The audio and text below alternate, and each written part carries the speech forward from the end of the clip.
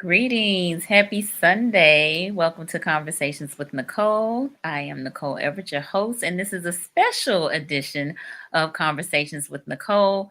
We are doing candidate meet and greets, virtual meet and greets, and this is an opportunity for you to meet the various potential electeds that are in our area.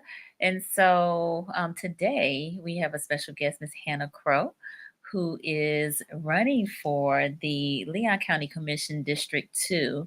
And so this is an opportunity for you to ask her questions, to meet her, learn about her platform, the things that are important to her, and why she is running for Leon County Commission seat 2. So I want to hear from you before I bring her on. I want to know where you all are tuning in from. And if you are in the Leon County area, like, tag, and share. Like, tag, and share. Let folks know they need to be on here, especially if they are in that District 2 area of the county, because we definitely want you to see what Miss Hannah is chatting about and what's important to her. Today, well, yesterday actually started early voting. And I know she's been out there on the streets, meeting and greeting the voters and that sort of thing. And so if you have not voted yet, this is again a great opportunity for you to meet a candidate who is running for office and again find out what is important to her. So I see my cousin Denise, who's actually in Texas, but good afternoon. Thank you for being here. So I am going to read a little bit of Hannah's bio before I bring her on. So Hannah Lacey Crowe is a California native, and she's called Florida home for 7 years. Before moving to Florida in 2015, she worked to develop her professional skills in communications and public relations while pursuing her personal passion for public service. She earned her degree in strategic communications while minoring from mark in mind with a minor in marketing, from Flagler College. And she has held various roles in communications, specifically focusing on developing communication strategies for both internal and external audiences. Most recently, she's joined the Hammerhead Communications group as an account executive, where she is leveraging her experiences from both public and private sectors to advise clients across a range of communication challenges. She has become a fierce advocate for the Fort Braiden community, which is exactly where I met her almost 2 years ago now. And after marrying into a family with strong roots in Fort Braiden, she has become enthusiastic about District 2 and worked to educate herself on ways to improve the area's quality of life. In just 7 years, she has leveraged her professional background in communications and public relations to serve the Fort Brayton community by advocating for residents and securing resources with local and state government support. She lives on Lake Talcott with her husband, her two stepsons, and their dog, Tuck, and is proud to call Fort Brayton home. Her strong values and ability to advocate for others have created a stronger and more resilient District 2. She believes she can do more for the entire district and hopes to continue her work in a broader leadership role. So help me welcome Miss Hannah Crowe. Yeah. Hello. Hey. Hello, Welcome, hello. welcome, welcome. Yes, it's so nice to be here. Thank you for having me this Sunday. My pleasure. Thank you for being here on this Sunday. Yes, ma'am. So, I want you to tell the folks, I mean, I just kind of described you a little bit, but who is Hannah Crowe outside of all of the things that I talked about just now? Wow. So, again, thank you for having me. Thank you to anybody who is tuned on. It really is my goal to share my heart with you guys in complete and total honesty and why I'm running. I think voters deserve that. But to start, I am a daughter, I am a wife, I am a stepmom to two wonderful boys. And I'm one of six kids. Like I said, I grew up in California. I played collegiate sports and I made my way down here to Tallahassee, specifically in Fort Braiden, when I got married. And I knew right away there was something very special about where we lived. And my degree in public relations, I jumped in. I wanted to do my part. My family's here. I have very deep roots. My in-laws served the area for years, getting a community park out here. The Crowe family historically are business owners in the area.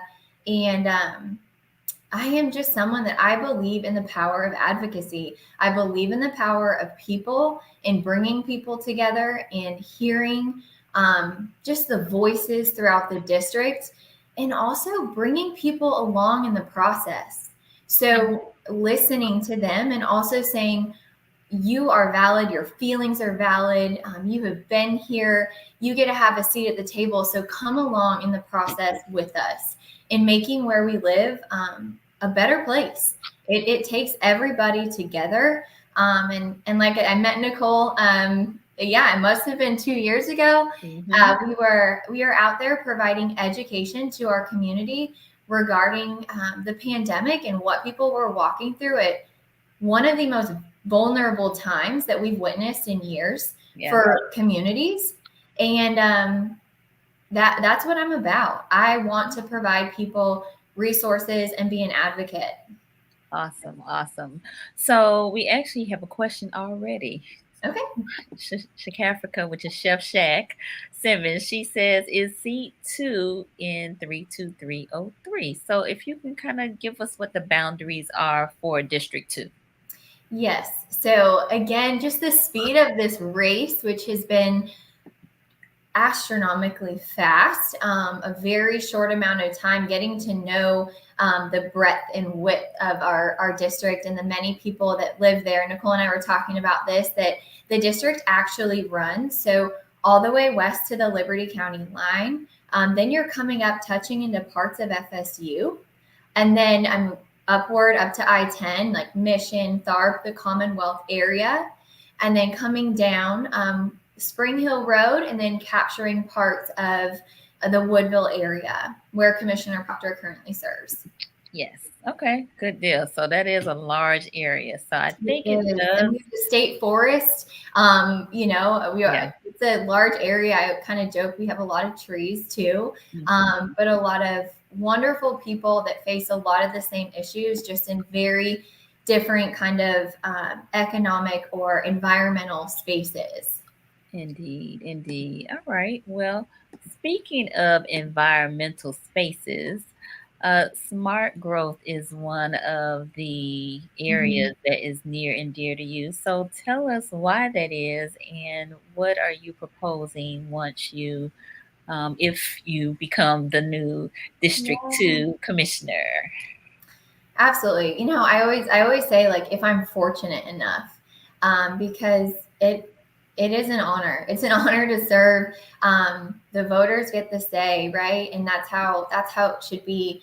Candidates sharing who they are and sharing their heart and sharing why, they're the best fit for this job. So absolutely, if I'm fortunate enough to serve District 2 in a district-wide capacity, smart growth is crucial. I have said it over and over again, and I can speak to it because I've been knocking on doors in different areas of District 2.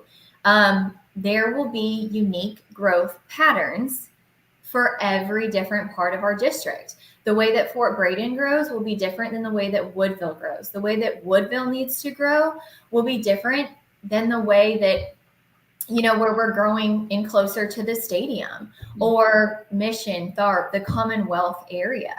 And so those are issues that I want to, roll my sleeves up on, dig into, work alongside the county, look at what we've got going as far as development, and also listening to the residents and how do we want to grow in this community? We have very rural communities. We have some more kind of neighborhood suburban, and then we have a little bit more dense population. So the growth needs in different areas need to be addressed differently.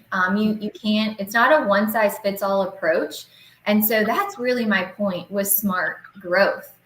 being somebody that can advocate for those different issues in those different areas, and not a one-size-fits-all approach, just making sure that it's tailored to the needs of the residents and neighbors there.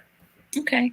Can you give some examples of what that might look like for District 2? Absolutely. Talking about growth in Fort Braiden, you want to preserve and enhance that.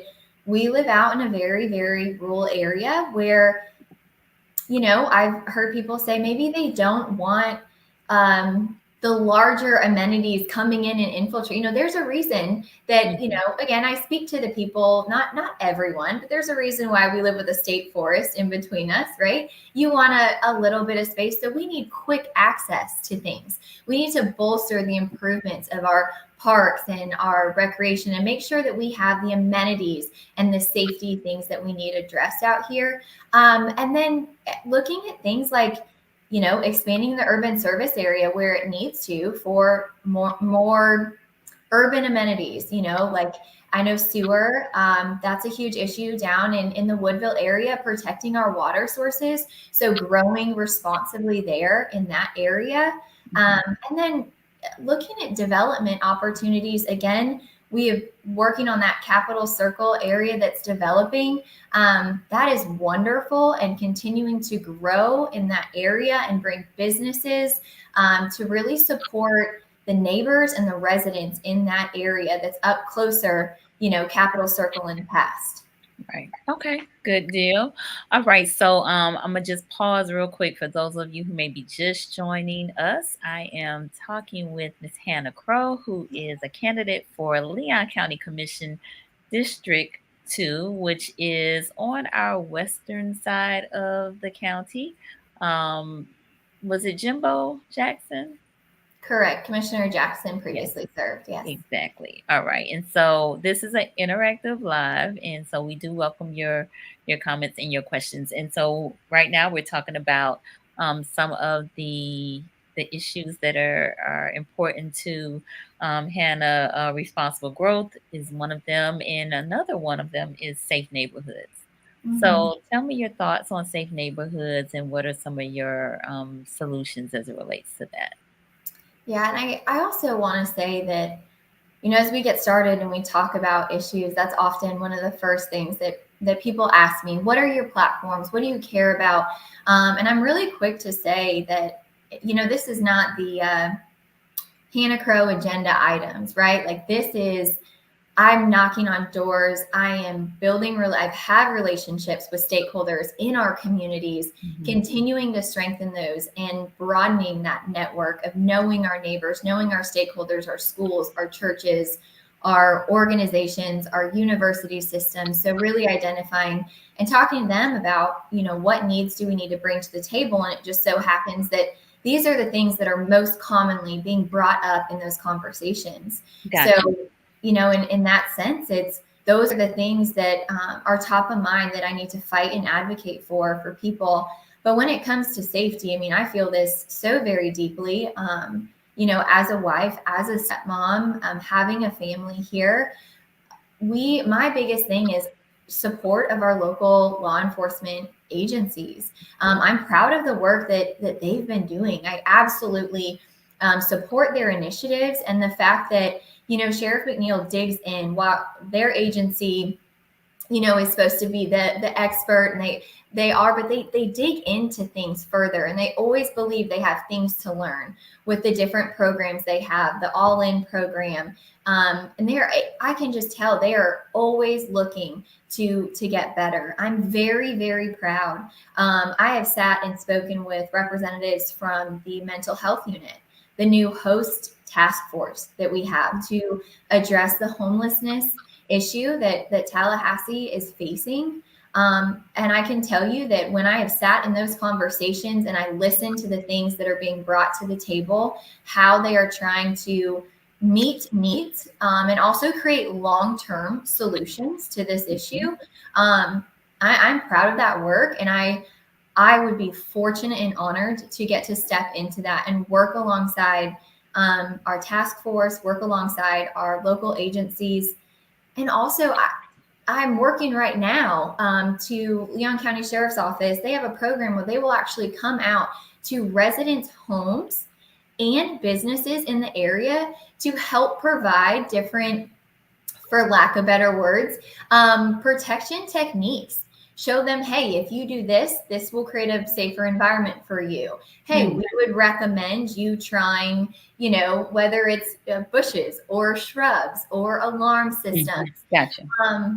Going out into our churches and our businesses and training them on different unfortunate situations that can happen and how to handle that. And that is something I'm working on that out here in our area. But man, would I love to have the ability to get that, get those resources out to our entire district, because I think there's a lot of wonderful resources, making sure people are aware of them.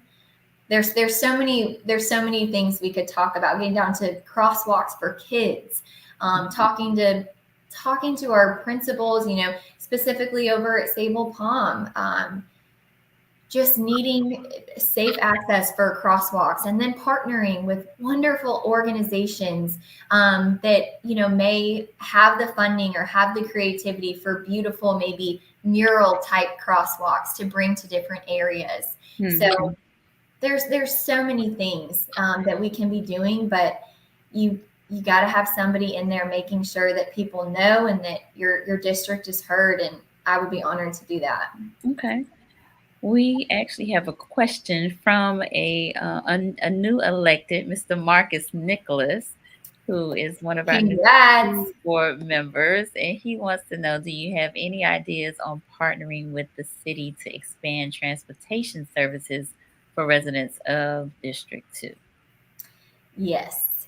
So this was actually, thank you for this question. I was sitting down with actually one of our residents, and I loved this idea, right? So maybe residents that are living in more rural areas or just a little bit more outside access to sidewalks or bike paths, where sometimes that is the transportation and it's a little bit harder to do farther outside. I would love to know and to dig into and identify the possibility to have parts of different, in our district where there is like a transportation hub out there to ensure that residents have access to get on a bus or some type of transportation spot that is safe for them to go to in a safe location, and to get them in closer to Capitol Circle and in a little bit closer to more development where job growth is continuing to happen and has been happening. So I would really, really love to see that throughout different areas, and working with the city and what they've got going on in that capacity. I think there could be a great solution there, and definitely a conversation starter. Absolutely. So just a follow-up to that, in your talks with residents within District 2, have they mentioned transportation as an issue or something that they want to see expanded?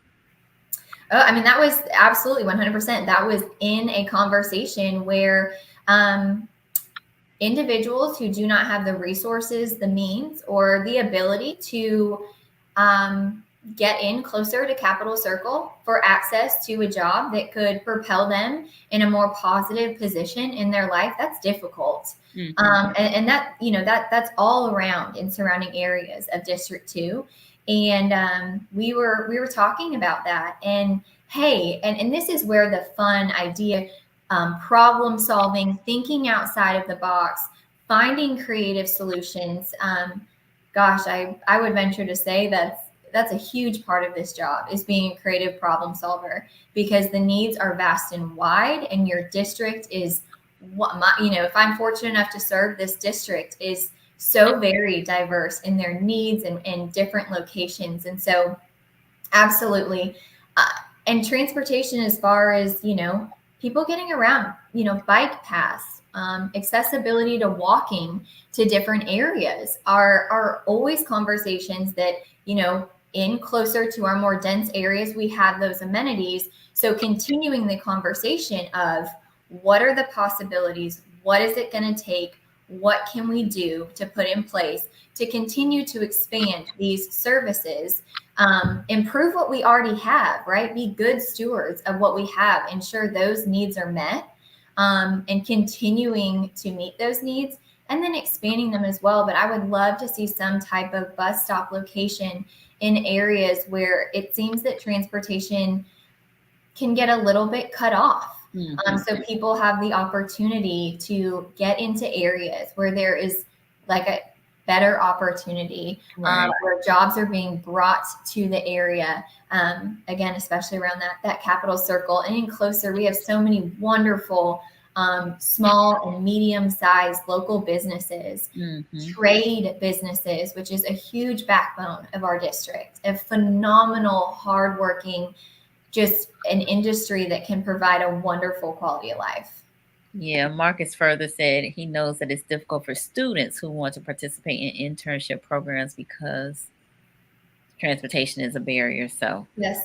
And definitely. even wondering, like, again, we're here kind of thinking outside the box too of I know I've worked alongside the county efforts for just the revitalization and rethinking of our library systems, which has been I commend that effort. I love that thought process.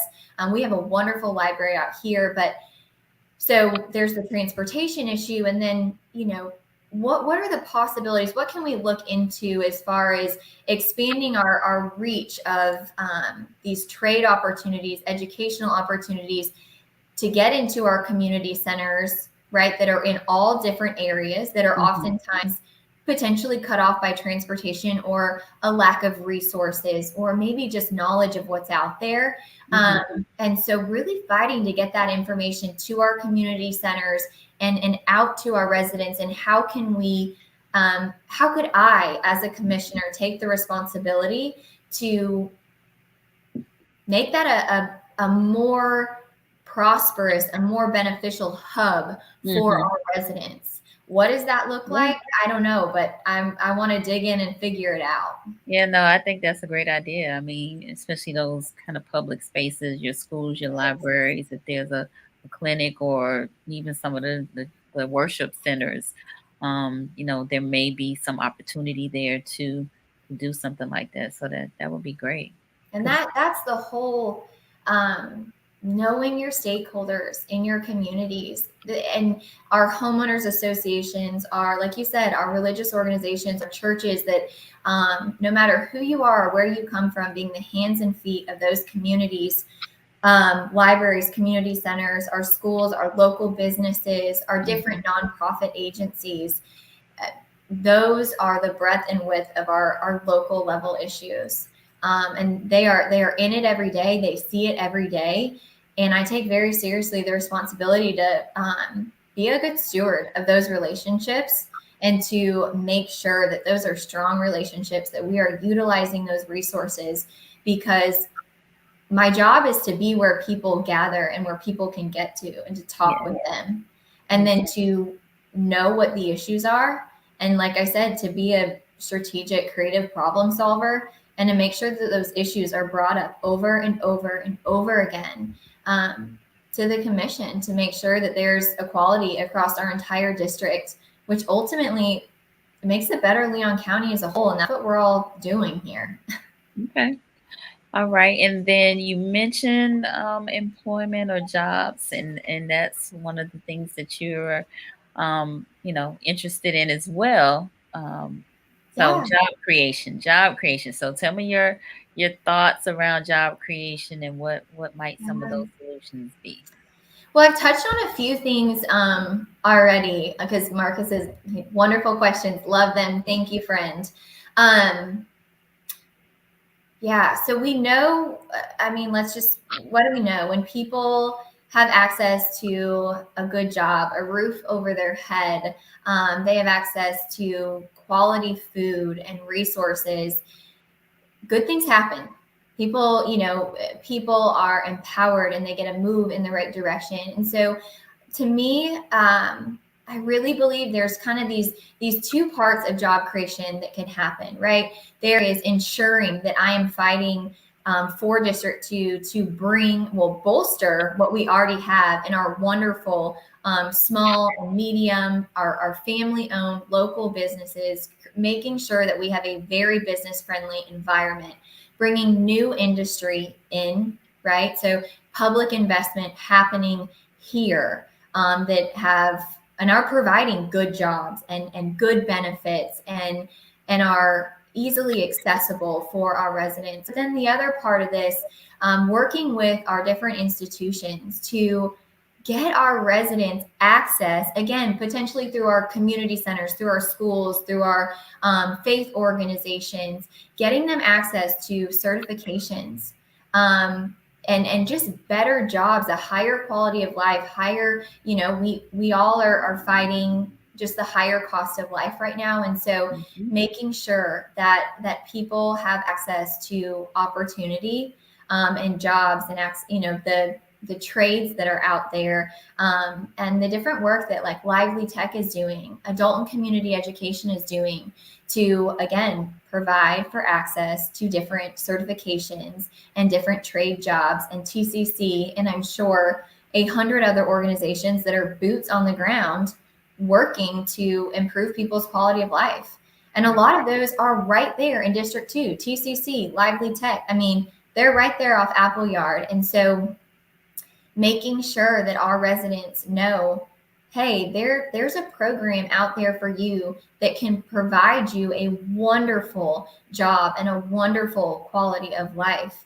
And that kind of speaks to the overhead of my passion. It's bringing community resources to the area and then making sure that your residents and your neighbors, they know how to use these resources. That's so very important. It's so important. Yeah, it is. It is indeed. Now, I'm going to circle back again for those of you who may be just tuning in. I am with Miss Hannah Crowe, who is running for Leon County Commission District 2, which is the west side of the county. So I want you to just, tell us about what experiences have shaped who you are today and how you see the world.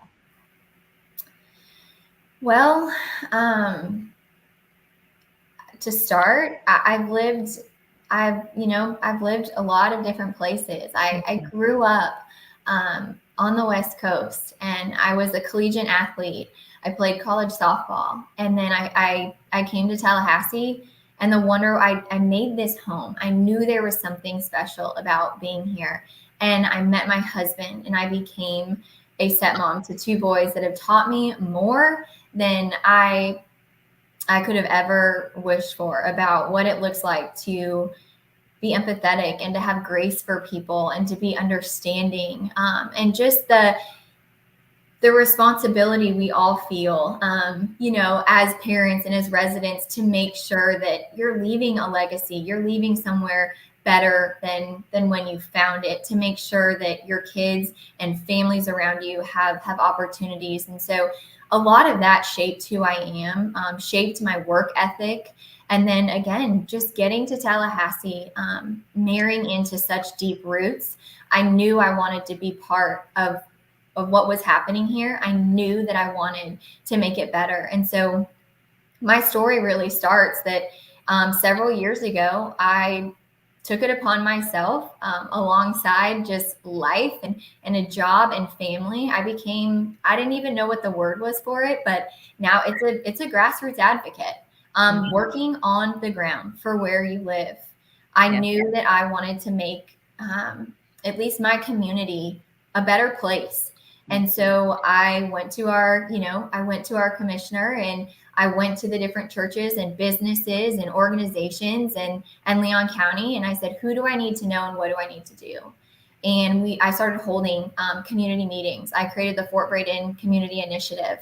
And our slogan is engage residents, connect resources so that you can love where you live. And I believe that people love where they live. They treat it better. They care more. They invest more. And these are local level issues.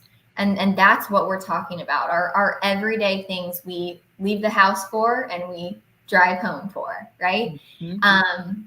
And so that's where my story started. I'm proud of that work. And I would be honored to get to step up and do that district wide. Um, it's about being a problem solver. It's about showing that you've cared before there was a race to run. It's about being a lifelong learner and having relationships.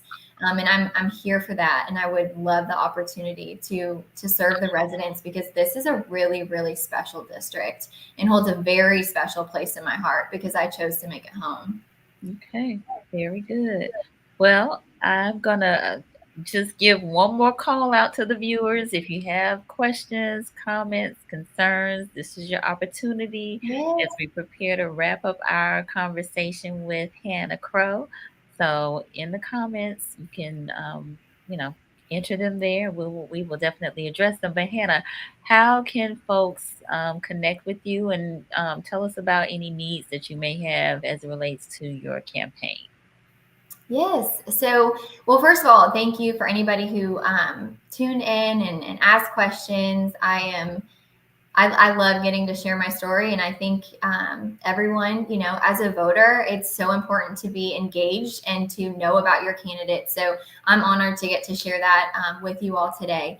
But if you want to know more, connect with me further. VoteHannahCrowe.com is my website. And at the very top right-hand corner of my website is my cell phone number and my email. So I promise it's not like a campaign burner phone. It really is my cell phone number. So you can send me a text, email me, give me a call.